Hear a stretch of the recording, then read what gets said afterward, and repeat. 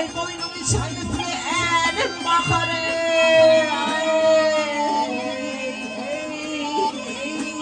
Bakar da ne tanıma. Senin ayrı toyum.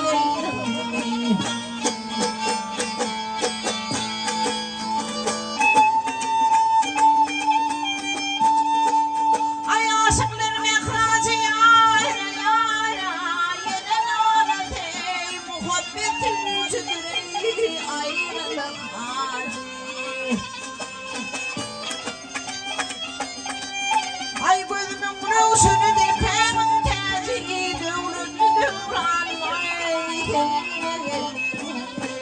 dağı dağı yâre.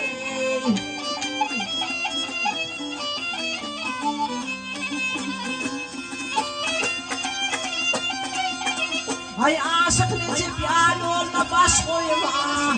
Haydi aşık işte uykuyu dağılın böyle.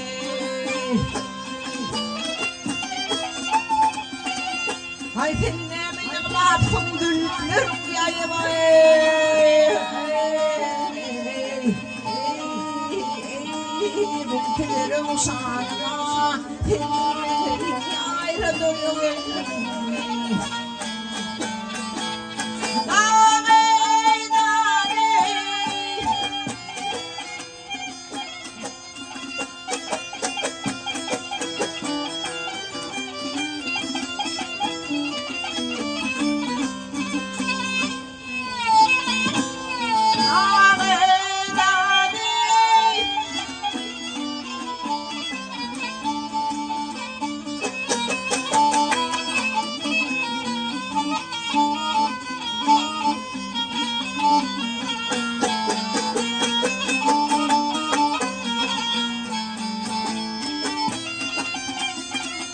Ay seninle mi yıklattım güllerim yayımayı.